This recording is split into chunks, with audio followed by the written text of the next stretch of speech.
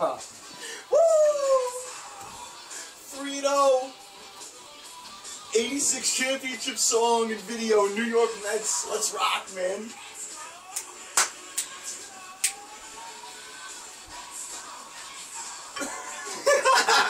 I love it. It's ridiculous. How cool are these guys? 86 championship cokeheads.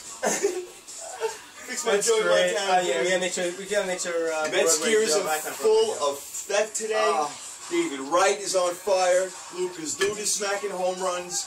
3-0. Johan Santana, Jonathan Neese, Frankie Francisco. 3-0. Let's go, Mets. Yes, hi. You shouldn't even be here right now. You shameful fool. It's like my worst nightmare. It's like the Mets are 3-0 and the Yankees are about to go 0-3. They're about to go 0-3. 0-3. Jeremy Hellickson's about to pitch a complete game shutout. There are 2 outs. 2-2. Who we got up? Bottom of the 9th. Nick Swisher. Ooh, he ain't gonna get nothing. He gonna get right out. I want to see strike 3. He's got 3 Something hitter? high and tight. He's got a 3-hitter. He is mowing him down. Look at this. What is he? That's awesome. Isn't it great? It really is. We got these video contraptions going on over here. We got live interactive stuff. We're interactive with you. The Root for Sports podcast is back in. Give me some pounds. We are back in. Oh, it's been man. oh, look, it's over now. Oh, no, it's walked. Oh, Swisher walked. Oh, Swisher the game goes on. We'll keep you live updated with that, although I'm sure you'll find out the score by the time this cast is over. I'm very sure that, yeah, absolutely. But either way, we'll have some fun with it. But here's the thing, Here's man. the thing. Before I go off on my Yankees, I'm going to give you the floor to talk about your Mets, because nobody expected this. Granted, it's one series, but they've looked good, man. Looking pretty darn good. The fences coming in seems to have helped. It does help, you know. Hey, Wright knocked one out. Lucas Duda knocked a couple out. Duda. Wait, Duda. What a cool last name. Duda. D-U-D-A. You can go so many ways with that, but we're not going to right now. We'll save that for another day. But yeah, look, it's like we had our buddy on, Matt, right, from Florida. He was talking about it. It would be a nice day, actually, have him on right now, because he'd be gloating his head off. So, I told you, 82 games they're going to win. He's probably thinking 102 right now. But I'm thinking 162, actually, why not? Well, you can win every one. No, okay. Anyway, so, the Mets, look, they're pitching great. The Braves, I know, don't have the greatest lineup in the world, but they do have good pitching themselves, and the Braves have always been the biggest Mets nemesis as long as I've been alive. So I love beating them even more than I like seeing the Yankees losing. So at least I can give you some sort of solace in that. Anyway, they've been playing excellent, hitting the ball, base running, stealing, you know, the manager's on point. Terry Collins is, you know, not many people know about him, but he's a very stern manager. He knows his, you know, he knows his X's and O's. I know you don't do X's and O's in baseball, but you get my point. As Fernando Rodney comes in, there's a pitching change going on. So this guy's still praying over here for his Yankees to win. But like I said, my Mets are 3-0 and looking great. I'm not going to go crazy too fast. Nationals coming up, Phillies coming up, but I'm happy right now. So that's all I wanted to say. Well, as you shut up, but go ahead, please. I want you to know that you just said something to me that I'm thinking in my mind. I am not like that. You said, you know, you root for the Braves to lose more than you root for the Yankees to lose. Oh, yeah. See, I'm not like that, man. What do you like? I like watching the Mets lose. Why? What have we ever done to you? It's more of the, and for the record, you're the choir of the situation I'm about to discuss. But most Mets fans, they're just so not objective about their team, and they start off in April and they're flying high, and you know they'll finish maybe above 500 record, and the sky's the limit, and then every month goes by, and you see them start whining and moaning, complaining about their team, and it's just like, you know what? Pipe it down. Yeah. I don't want to hear. And so it's more of my distaste for the fans than it is the actual Mets. So I have some sort of glorious feeling when the Mets are losing. The problem is they're not losing. Yeah, they're not losing. So right I'm now. not enjoying it right now because the Yankees are losing. Yeah, the Yankees are losing, which is a lot of fun for me. And I'm sure this conversation is going to be reversed in about a month from now. There's probably no doubt about it. We'll probably have this conversation 100 million more times. As Detroit ties it up, they were down 10-7 in the 9th, and Detroit just tied up Boston. I love Boston's this interactive got a major stuff. problem in their bullpen. And well, Boston's got a major problem in their bullpen. Is right. They lost their closer right off the bat, Andrew Bailey, and now they're going with Aceves right now. Yeah, that's not a good look. Closer. And Fernando Rodney's not really a closer in my opinion, but he's trying to close out the Yankees right now. And that's the thing with the bullpens. And we've touched on fantasy a little bit, how you really shouldn't jump on your closers so fast. It's only one category. And it really is not going to help you with strikeouts too much. It's not going to lower your ERA and your WHIP and all that sort of stuff. So, just a quick fantasy note.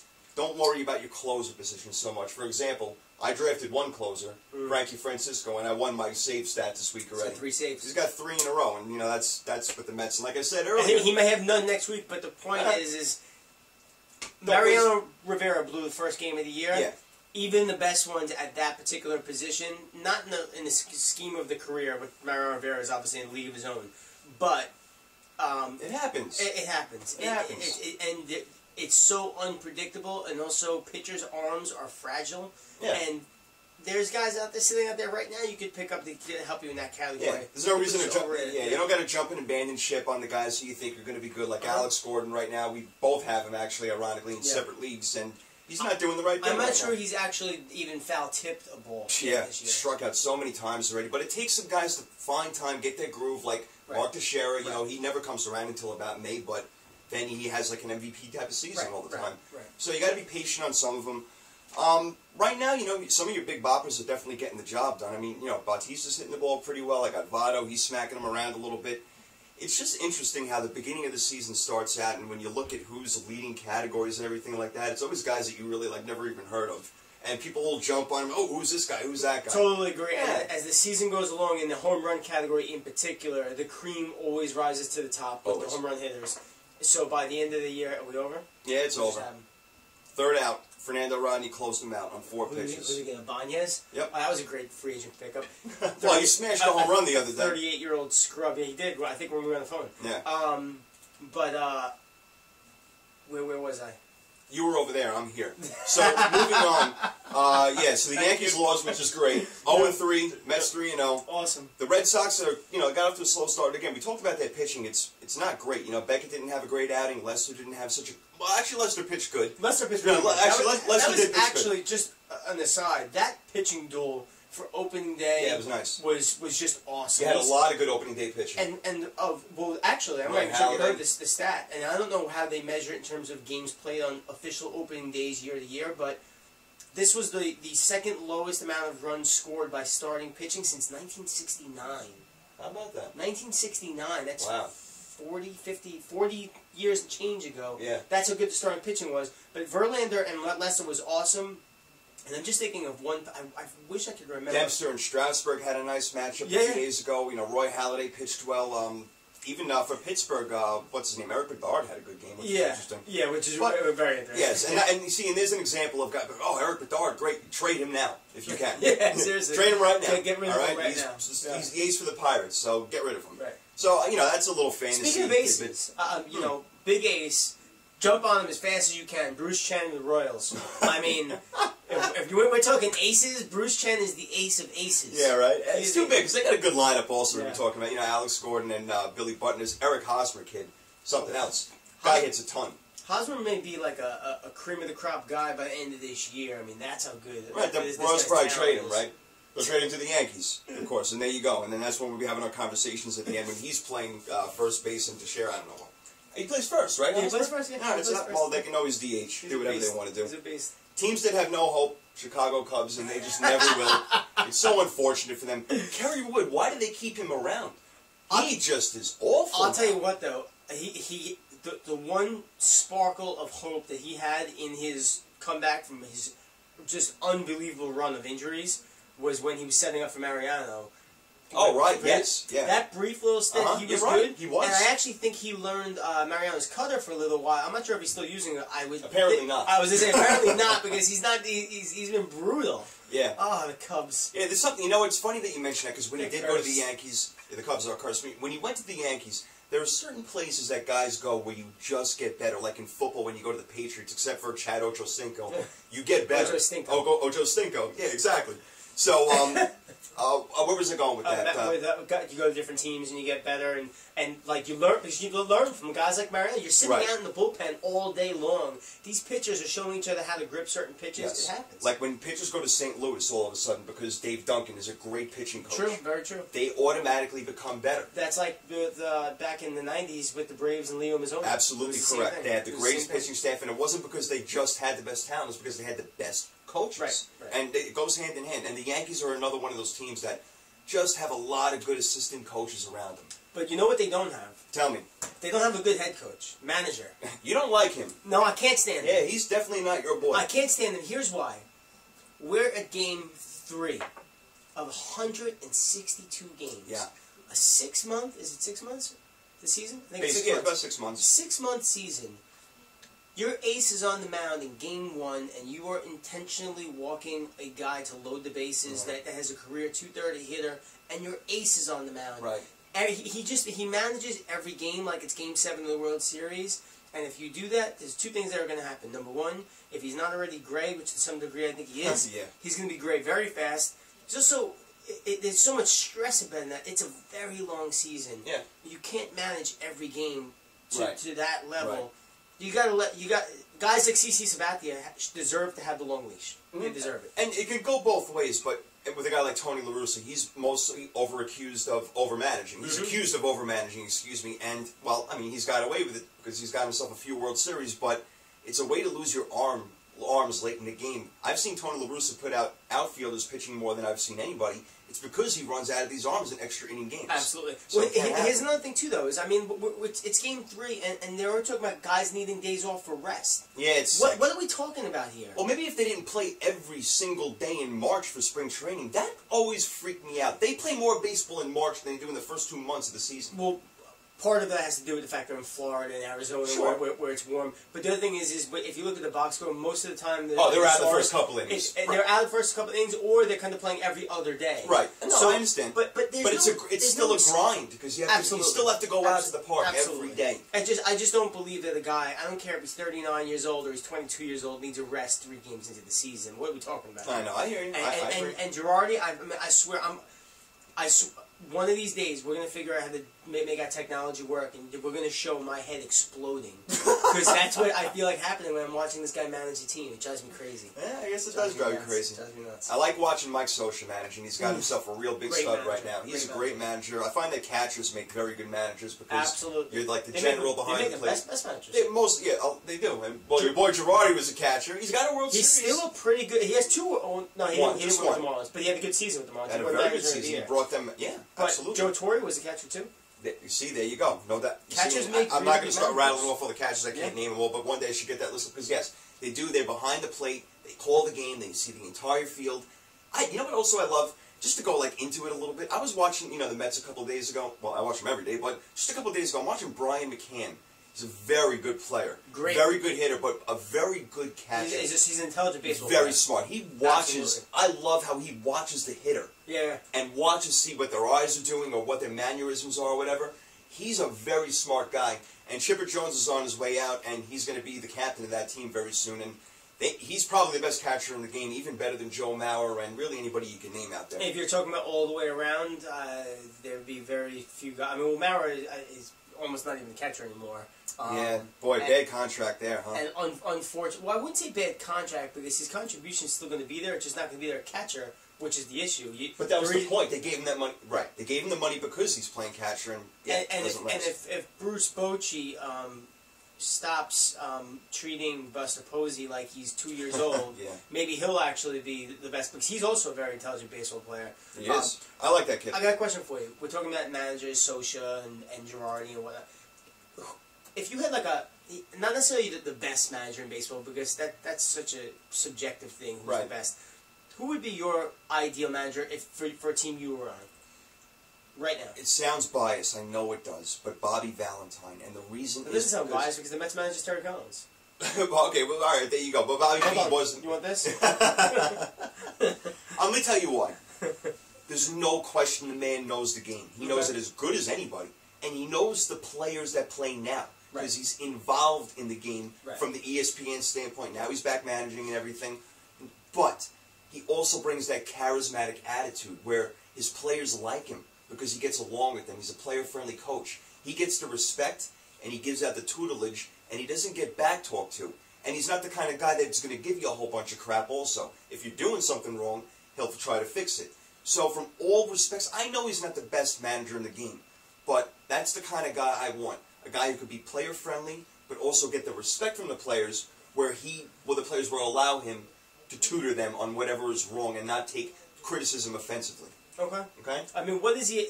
Just while we're on the topic of Bobby V, what has he ever won though? I mean, he won in Japan, right? Yeah, if that counts. A lot of it is the product of the players that you have, and not always because, yes, Tony La Russa did not have the best team last year, and it's clear that he's one of the best managers ever. Absolutely. So that's a great, analysis of not having great talent and taking your team to where they got to go. Now, would Joe Torre have won all those championships if he didn't have such a great team with a great staff and the best closer in the game? Maybe, but maybe not. But when that was happening, I know they weren't the star. Rivera wasn't the star he was. He was coming on as a star. That was only the first year when Wetland was closing. No, but even still, I mean, we're still talking about 3 and 4 and 5 years into his career when he's making all this happen. He wasn't the name he is now. Right, but that's what made his name. Plus, you had guys like Brocious, even Girardi. Yeah, right. I mean, it wasn't. They put on the uniform and something magical happened. It wasn't a superstar-studded team. It wasn't. They were winning in the late '90s. But they had a great staff, and it was just underrated because they weren't the biggest names at that Jimmy point. Key, David Cohn. Sure. And obviously Andy Pettit. Yeah. So. Well, that's the model of consistency right now. No doubt. Absolutely. So. Well, while we're on the topic, though, I just want to throw mine out there. Yeah, my manager would be, he's a disciple of Mike Scioscia. And it's weird, and it puts me in a sticky situation. I don't know if you know where I'm going with this, but I love Joe Madden. I like that. He thinks, I like that. He's Bobby Valentine-like, isn't he, though? In ways? Player-friendly, funny, but gets the respect? Yes, there is one major difference, because everything you said is true. I just think he's a little more outside the box than any manager I've ever seen. Yeah. Like, I remember a report last year, I think they had just wrapped up a series in New York against the Yankees, and they took, I guess, their coach buses to Boston to play the Red Sox. Mm-hmm. And the entire team, I believe, and I'm sure this can be documented somewhere, they took the bus all in these old-fashioned suits and fedoras. I heard this. The entire team did it. And I'm just thinking, why would he do that? But then I'm thinking, why wouldn't he do it? Yeah, it's camaraderie. That's exactly what it is. But it's just very unique. And I like that. If I was playing right now professionally, and unfortunately missed my window a long, long time ago, if there was ever a window to jump through, you can jump out that window. I could. If we keep talking like this, I'm probably going to have to. But Joe Madden would totally be my guy. I like that. I'm totally fine with that. Love him. But I really do, because I like Joe Madden a lot. Again, I think he's a lot like Bobby V, but also like Bobby V, to your point, he doesn't have any championships either. I know he's young in his career. Not yet. And you probably will. But that team has also overperformed. Like, even last year, they weren't just to make the playoffs. Man, they won the last game of the season. But you would think after losing guys like Crawford. Right. Pena. They didn't even have Pena last year, and they got him back now. Right. So, yeah, sure. I like that call. I have no problem with Joe Madden at all. Again, maybe not the greatest manager there is, but somebody you want to play for and get the respect out of. And like you said, I think he ultimately will win. I think he will. I think he will too. I certainly think he's good enough. And the Rays, they seem to breed those farm guys, man. They start bringing them up. I mean, all this young pitching and everything. The young pitching, Matt Moore. They figured something out. They really did in Tampa because they got it going. They were brutal. They were horrible. They were a laughing stock. When they came in with the Diamondbacks? They came in with the Diamondbacks, yes. And the Diamondbacks had immediate success. Yep. Won the World Series against the Yankees. And don't do that. It was almost like the Mets one because it was the year after, you know. That was also mismanaging. That's a whole nother. I don't even go on that road. Yeah, Mo blew that one too. Yeah, Mo blew that one because they should have been playing double play depth, but for some reason all 4 infielders were in. If the second and shorter where they should have been, because they should have been double play depth, Jeter gets that ball. Well, Joe Torre's a terrible manager. I told you. Well, I wouldn't go that far. I'm kidding. Of course not. All due respect. But the Rays were terrible. Yeah. I mean, they were just terrible. They were terrible for a long time. Until Madden and the new manager came in, and now they. And you talk about his quirky outside the box thinking. He even went with not a bullpen by committee, a rotation by committee. He was going out with closers in the 3rd inning and stuff like that. Absolutely. Yeah, he thought. I mean, it didn't necessarily work, but it just gives you an example of what he's willing to do. And the wins pile up as a result. Guy's a good guy. We're good guys, but we're a couple of good guys who want to watch some sports now. It's getting a little late. Knicks won, Mets won, Yankees lost. Good day for me. Happy holidays. That was well said. Yes, thank you. I appreciate that. Yeah, I just snuck it in there, didn't I? All right, so let's bust out for now. But again, visit the website, rootforsports.com. We got our Major League predictions up, fantasy baseball rankings. We even have some NFL rankings up there, top 10 players at each position. We want you guys to get involved, but we do have some pretty cool news. Tell them about what we're going to be doing. I was actually going to let you do that, but yeah, we're you guys are going to be able to catch us live. Yes, you can. How about that? About a week from today. Yeah, moving up in the world. Next Sunday is the... somewhere 14th or 15th. I think. Yeah. We're going to be live, and it's going to be on blogtalkradio.com. That's right. And I look forward to that. I really look forward to that. We're going to send out all the details. I'm not going to link out the linkage yet.